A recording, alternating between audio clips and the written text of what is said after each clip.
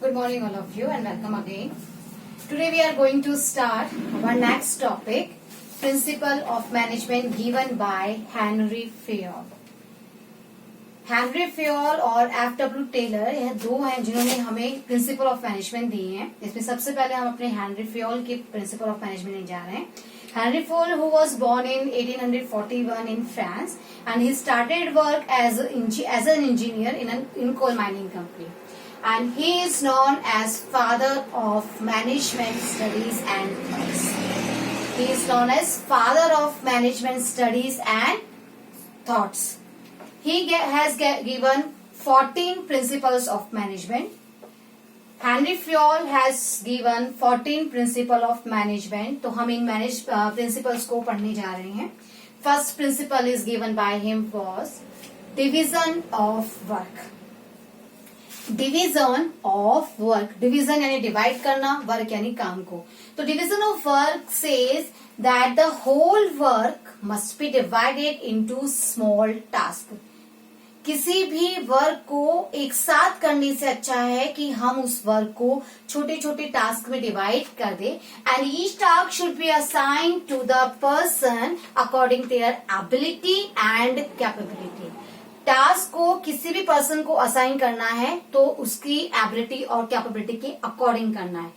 Ability और capability they are two different words. Ability की जब हम बात करते हैं तो ये मेंटल लेवल से रिलेटेड होती है, और जब हम कैपेबिलिटी की बात करते हैं, एबिलिटी की बात जब हम करते हैं तो वो हमारे फिजिकल लेवल को लेकर होती है, और जब हम कैपेबिलिटी की बात करते हैं तो हमारे मेंटल लेवल को होती है.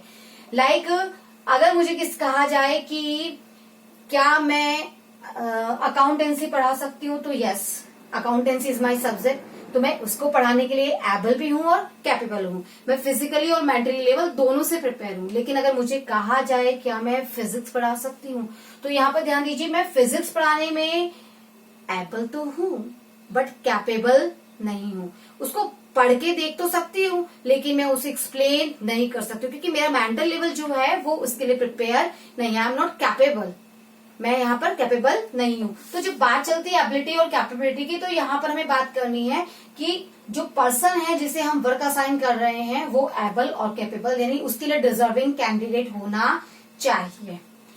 Every employee should be assign only one type of work which leads to specialization among them.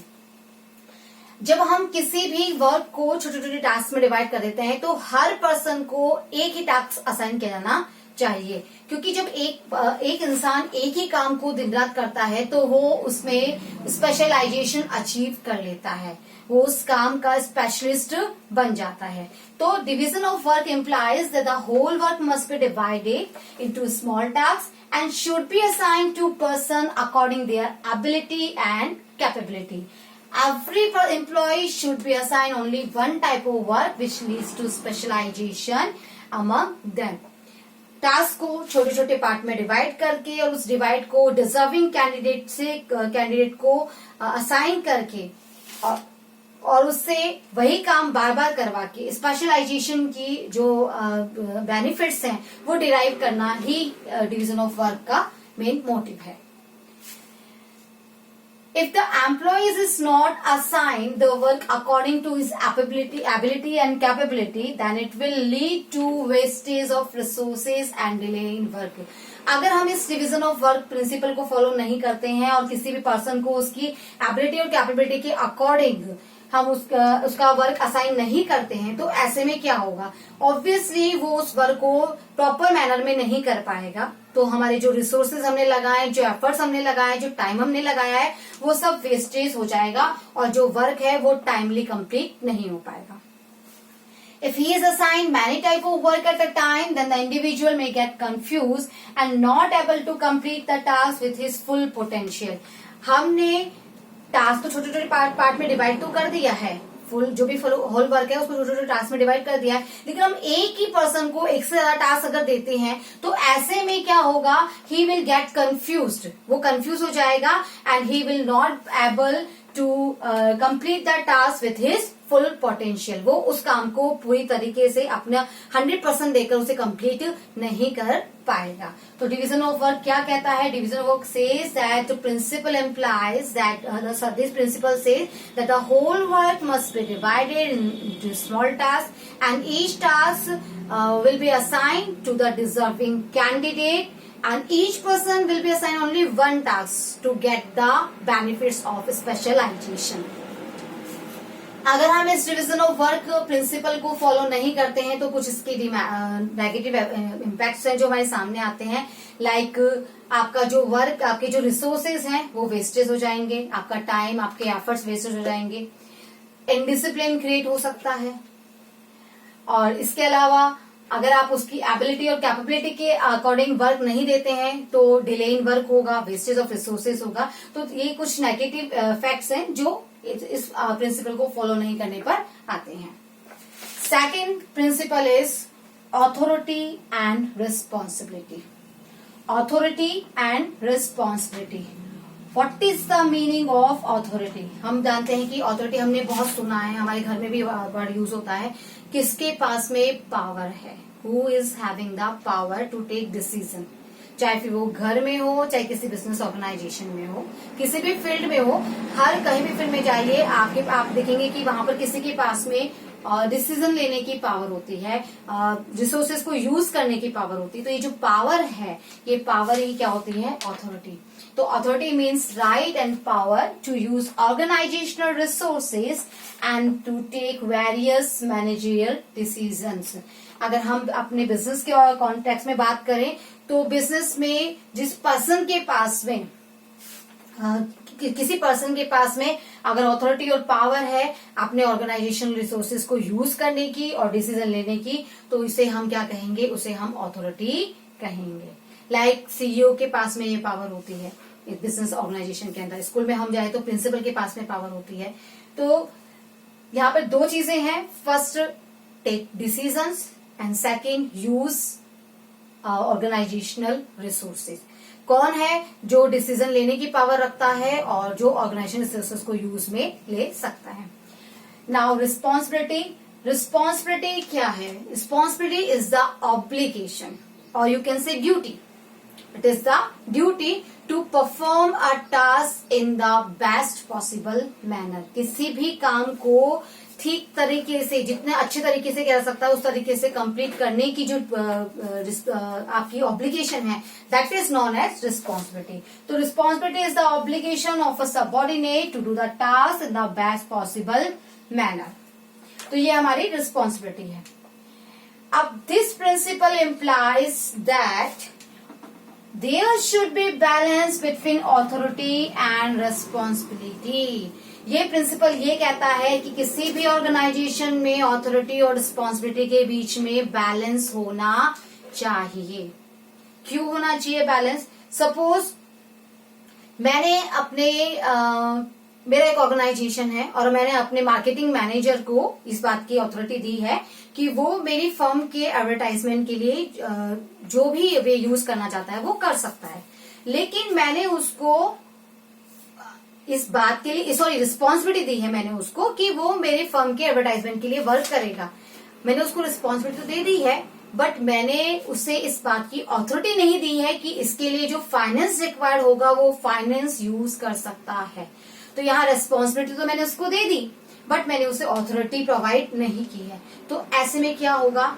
Obviously वो अपना काम ठीक ढंग से कंप्लीट नहीं कर पाएगा। क्यों? उसके पास रिस्पॉन्सिबिलिटी तो है, लेकिन उसके पास उस काम को करने के लिए, डिसीजन लेने की या फिर रिसोर्सेज यूज करने की अथॉरिटी नहीं है।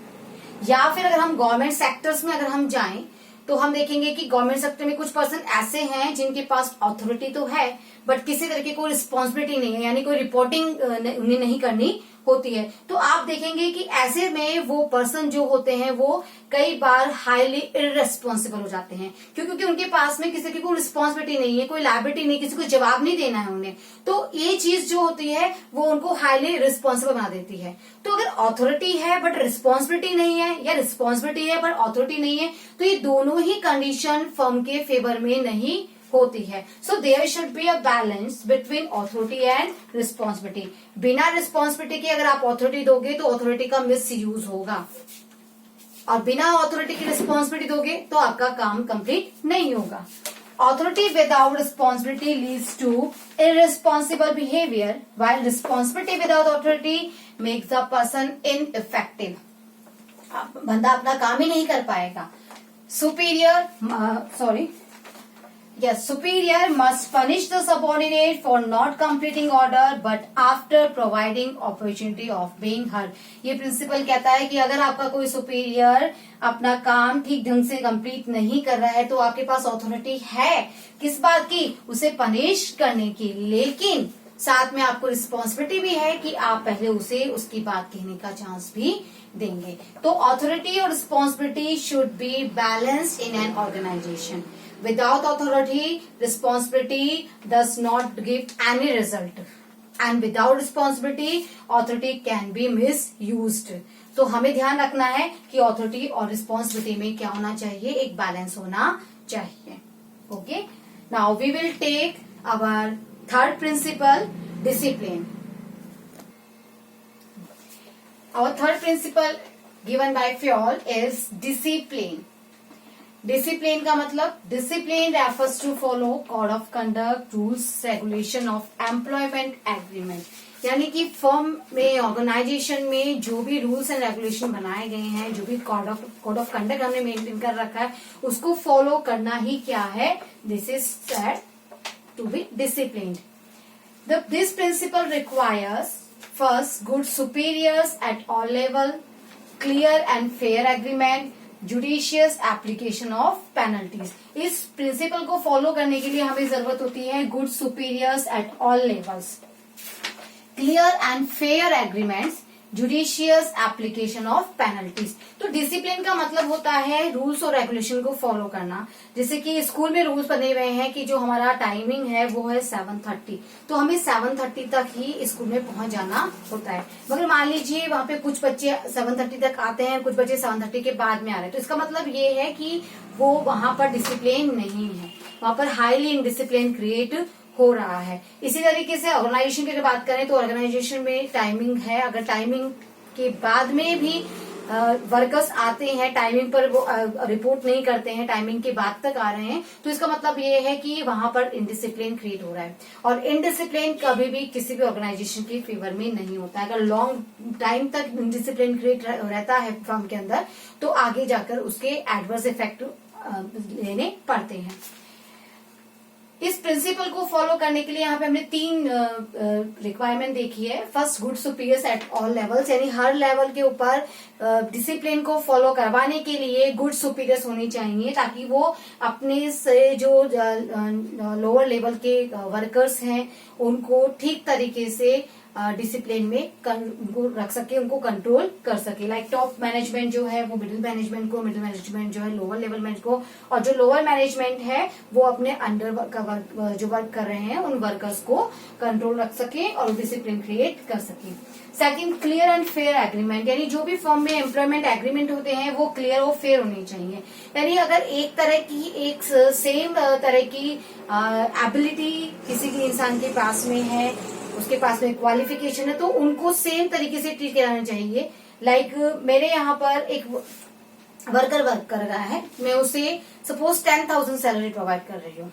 सेम वर्क दूसरा वर्कर भी कर रहा है, सेम क्वालिफिकेशन उसके पास में है, सेम स्किल उसके पास में है, लेकिन बस वो पहले वाला मुझे लंबे समय से मेरे पास काम कर रहा है या मेरे पास बैठ के बहुत टाइम तक उसमें मेरे साथ बैठ के बातें करता है, मुझे पसंद है वो, तो इसलिए मैं उसको 10,000 दे रही हूँ और सेकंड वाला उसे 8,000 दे रही हूँ. तो ये फर्म में कभी भी नहीं होना चाहिए. फर्म में हमेशा क्लियर और फेयर एग्रीमेंट होना चाहिए, अदरवाइज डिससेटिस्फेक्शन क्रिएट हो सकता है और dissatisfaction will result in discipline. Judicious application of penalties, अगर किसी भी तरह का इनडिसिप्लिन क्रिएट होता है तो इसके लिए जुडिशियल एप्लीकेशन ऑफ पेनल्टीज होनी चाहिए. तो to follow to create, to maintain the discipline in an organisation, these 3 main elements are required: good superiors at all level, clear and fair agreement, and judicious application of penalties. Fayol insists that discipline is required at superior as well as subordinate level. Fayol ने कहा है कि जो discipline है वो सिर्फ subordinate level पर ही required नहीं है, वो सुपीरियर लेवल पर भी रिक्वायर्ड है। यानी सुपीरियर और सबॉर्डिनेट दोनों लेवल्स पर ही डिसिप्लिन होना चाहिए। अब सुपीरियर लेवल का क्या मतलब है? सुपीरियर लेवल पर डिसिप्लिन का मतलब है कि सुपीरियर्स ने जो भी कमिटमेंट किए हैं टूवर्ड्स देयर एम्प्लॉइज, वो कमिटमेंट उन्हें टाइमली कंप्लीट कर देने चाहिए। लाइक उन्होंने अगर किसी का प्रमोशन का, किसी के इंक्रीमेंट का, इंसेंटिव्स देने का अगर प्रॉमिस कर रखा है तो वो प्रॉमिस उन्हें टाइमली कंप्लीट करना चाहिए। सबऑर्डिनेट लेवल का मतलब ये है कि उन्होंने जो कमिटमेंट दिया है अपनी ऑर्गेनाइजेशन को to give more output by working effectively and efficiently, तो उन्हें वो अपना कमिटमेंट पूरा करना चाहिए। Employees must honor their commitments to the organization by working effectively and efficiently. And on the other hand, superior also meet their commitment by meeting their promises of increments, promotions, raises, revisions, etc. तो discipline का मतलब होता है to follow the code of conduct, rules and regulation at all the level, superior level as well as subordinate level. Next, unity of command. This is very important principle. Unity of command. Unity मतलब होता है single और command का मतलब होता है order. Unity of command means single order. It means one person should receive order from one superior only. एक बंदे को एक समय में एक ही सुपीरियर से ऑर्डर मिलना चाहिए। According to Fayol, there should be one boss for one individual employee. हर इंडिविजुअल एम्प्लॉय को एक बार में एक ही बॉस मिलना चाहिए। An employee should receive orders from one boss and should be accountable to one superior only. Employee को एक समय में एक ही सुपीरियर के प्रति लायबल होना होगा, उसे एक ही सुपीरियर से ऑर्डर मिलनी चाहिए और उसी के प्रति उसकी अकाउंटेबिलिटी होनी चाहिए। Why? Because if he is receiving orders from more than one boss then he will get confused and he will not be able to understand that whose order must be executed. अगर उसे एक से ज्यादा superior से, एक से ज्यादा boss से एक समय में ऑर्डर मिलेंगे तो डेफिनेटली वो कंफ्यूज हो जाएगा, वो ये समझ नहीं पाएगा कि मुझे किसके ऑर्डर को प्रायोरिटी देनी चाहिए और किसके ऑर्डर को नहीं, किसका ऑर्डर पहले कंप्लीट करना चाहिए और किसका ऑर्डर नहीं। और यहाँ पे लॉयल्टी डिवाइडेशन भी हो सकता है, यानी यहाँ पे ये भी हो सकता है कि वो जिसके प्रति ज्यादा लॉयल्टी रखता हो उसके उस ऑर्डर को प्रायोरिटी दे और दूसरे के ऑर्डर को प्रायोरिटी ना दे। तो भी this principle says that there should be one boss for one superior at one time. एक ही बॉस से उसे ऑर्डर मिलने चाहिए ताकि वो उस वर्क को कर सके और उसकी अकाउंटेबिलिटी उसके प्रति रह सके।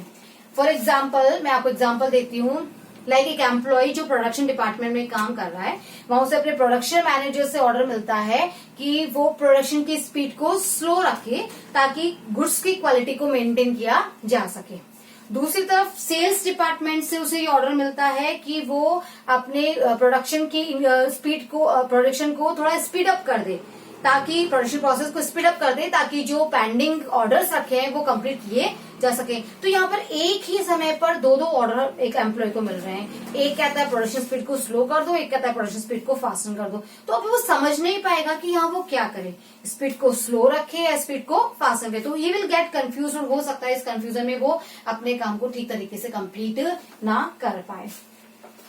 Organization must avoid dual subordination. According to Fayol, if this principle is violated, authority is undermined, discipline is in jeopardy, order disturbed, and stability threatened. अगर हम इस प्रिंसिपल को फॉलो नहीं करते हैं तो जो अथॉरिटी होगी वो अंडरमाइन होगी, डिसिप्लिन इज इन जेओपार्डी होगा, ऑर्डर डिस्टर्ब हो जाएगा और स्टेबिलिटी जो होगी वो थ्रेटन यानी खत्म हो जाएगी। तो this principle says one boss for one superior, one boss for one subordinate. Like इसको हम एक डायग्राम भी समझ सकते हैं। This is a right approach. यहाँ पर एक सुपीरियर है, उसके अंडर 3 सबऑर्डिनेट्स हैं और इन तीनों सबऑर्डिनेटर को एक समय पर इसी एक ही सुपीरियर से ऑर्डर रिसीव होता है। तो यहाँ पर देयर इज नो मिसअंडरस्टैंडिंग और कंफ्यूजन। अपना अपना काम उन्हें अच्छे से पता है और उनकी अकाउंटेबिलिटी टूवर्ड्स सुपीरियर है, तो वो अपना काम रिपोर्टिंग करके रिपोर्टिंग जो करेंगे वो अपने सुपीरियर को कर सकते हैं। बट यहाँ पर देखिए, यहाँ पर they are 2 subordinates at one time और यहाँ पर दोनों सबऑर्डिनेट एक ही टाइम पर तीनों जो सबऑर्डिनेट्स हैं उनको एक साथ ऑर्डर दे रहे हैं। तो यहाँ पर इनको समझ नहीं आएगा कि किसका ऑर्डर उन्हें कंप्लीट करना है और किसका ऑर्डर उन्हें कंप्लीट नहीं करना है। तो this is our principal unity of command. Discipline, which says to follow the rules and regulation of the organization, and unity of command, which says that at one time one subordinate should receive order from one boss only. Now we will take our next principle. Our next principle is unity of direction. Unity of direction is the extension of unity of command. ये unity of command का extension है। Extension का मतलब इसमें unity of command तो शामिल है ही और कुछ और नई बातें हैं जो इसमें ऐड हो गई है। एक्सटेंशन का मतलब है जो पहले का है वो तो इसमें है ही, इसके अलावा कुछ और नया इसमें शामिल हो गया है। तो it is the extension of unity of command. This principle implies that there should be one plan for one group, there should be one head only. ये प्रिंसिपल ये कहता है कि यहाँ पर there should be one head and one plan for a group of person.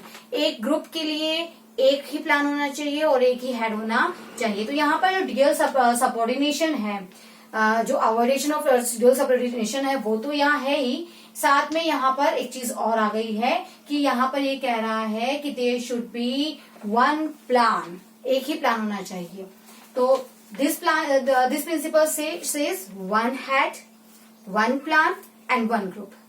एक group के लिए एक ही हेड होना चाहिए और उनको एक ही प्लान फॉलो करना चाहिए at the same time. This principle implies that there should be one head and one plan for a group of persons having the same objectives. In some simple words, team formed by the organization should work on one plan only at a particular of time. कि कोई भी group जो है, कोई भी team work जो है वो एक बार में एक हेड के अंदर एक ही प्लान को फॉलो करेगा। A group with multiple plans and more than one head cannot function successfully. अगर एक ग्रुप के पास में एक साथ कई प्लान करने को है और एक साथ बहुत सारे हेड उनके ऊपर काम कर रहे हैं तो ऑब्वियसली वहां पर मिसअंडरस्टैंडिंग, कॉन्फ्लिक्ट क्रिएट होंगे और जो हमारा फंक्शन है वो सक्सेसफुली कंप्लीट नहीं होगा। तो जो successfully completion of the any task, it is must that we should have one head and one plan for one group at the same time. ठीक है। फॉर एग्जाम्पल अगर हम लें तो हमारे पास में एक एग्जाम्पल हम ले सकते हैं, जैसे कि एक कंपनी है वो फोन्स भी प्रिपेयर कर रही है और वो लैपटॉप भी प्रिपेयर कर रही है। तो यहाँ पर उन्होंने क्या कर रखा है, उन्होंने फोन के लिए भी डिपार्टमेंट क्रिएट कर रखा है और लैपटॉप बनाने के लिए भी डिपार्टमेंट क्रिएट कर रखा है। अब हर डिपार्टमेंट के अंदर उन्होंने sales department, purchase department, finance department और एचआर डिपार्टमेंट क्रिएट कर रखे हैं। सेम वे में हमने लैपटॉप के लिए भी सेल्स डिपार्टमेंट, प्रोडक्शन डिपार्टमेंट और फाइनेंस डिपार्टमेंट और एचआर डिपार्टमेंट क्रिएट कर रखे हैं। अब जो एचआर डिपार्टमेंट है वो दोनों प्रोडक्शन डिपार्टमेंट के लिए यानी कि लैपटॉप के लिए भी और टेलीफोन डिपार्टमेंट के लिए दोनों को एक साथ इंस्ट्रक्शन प्रोवाइड करता है। तो यहाँ पर क्या है, ग्रुप 2 है और उनके ऊपर एक हेड है और दोनों डिफरेंट ऑब्जेक्ट के लिए वर्क कर रहे हैं। तो यहाँ पर क्या होगा, मिसअंडरस्टैंडिंग क्रिएट हो जाएगी। तो this principle says that they should be one head for one group and they should work on one plan at a time. Next, subordination of individual interest to general interest. Subordination of individual interest to general interest. This principle implies that interest of an organization should take priority over the interest of any individual. This principle says that interest of organization should given the priority over than the individual interest. We know that every worker, every employee, every person joins the group with different needs and objectives. Organization is a group of person who came from different backgrounds, with different experience, with different needs and objectives. So they have their personal objectives. Personal objective means individual interest means the personal objective of the individual worker in organization. Her organization के अंदर जब worker आता है तो वो अपनी कुछ personal needs को, ऑब्जेक्टिव्स को, एक्सपेक्टेशंस को लेके आता है. एंड ऑर्गेनाइजेशन के भी द सेम टाइम कुछ टारगेट्स डिसाइडेड होते हैं, कुछ ऑब्जेक्टिव डिसाइडेड होते हैं जिनको लेकर वो सेट की जाती है, सेटअप जिसको लेकर उसको सेटअप किया जाता है. तो यहाँ पर ऑर्गेनाइजेशन ऑब्जेक्टिव भी है और इंडिविजुअल्स ऑब्जेक्टिव भी है. तो यहाँ पर हम ये प्रिंसिपल कहता है कि ऑर्गेनाइजेशन और इंडिविजुअल इंटरेस्ट में अगर कभी भी किसी तरह का कोई कॉन्फ्लिक्ट क्रिएट हो जाता है तो ऐसे समय में organisational objective should be given the priority and individual interest should be sacrificed. हमें अपने ऑर्गेनाइजेशन के ऑब्जेक्टिव को प्रायोरिटी देनी है और अपने इंडिविजुअल इंटरेस्ट का सैक्रिफाइस कर देना है. Individuals join the organization with different motives, but they should work for the achievement of organizational goals. This principle says that it's true that individuals join the group with different motives, but they should work always for the achievement of organizational goals. Conflict between organizational and individual goals, personal goals must be sacrificed for achievement of organizational goal. ऐसे में हमें अपने personal interest को priority नहीं देनी है, अपने organisation interest को प्रायोरिटी देनी है. लाइक हम अभी कह सकते हैं, फॉर एग्जाम्पल अभी ये लॉकडाउन का पीरियड चल रहा है. अब इस लॉकडाउन के पीरियड में हम कैपेबल नहीं है कि हम एबल नहीं है कि हम आपकी जो स्कूल्स क्लासेस हैं वो हम रेगुलर बेसिस पे अरेंज कर पाए. तो यहाँ पर हमने क्या किया, हमने आपको जो हमारा ऑर्गेनाइजेशनल मोटिव है एजुकेशनल डिपार्टमेंट का या फिर हमारे जो स्कूल का है कि to provide education to all the children. तो इस मोटिव को अचीव करने के लिए हमें इंस्ट्रक्टेड किया गया कि हम लोग घर से ऑनलाइन क्लासेस स्टार्ट करें. लेकिन मैंने क्या सोचा, मैंने सोचा कि घर से ऑनलाइन क्लासेस स्टार्ट करने का मतलब है मेरा पर्सनल लाइफ डिस्टर्ब हो जाना. तो मुझे यहाँ पर जो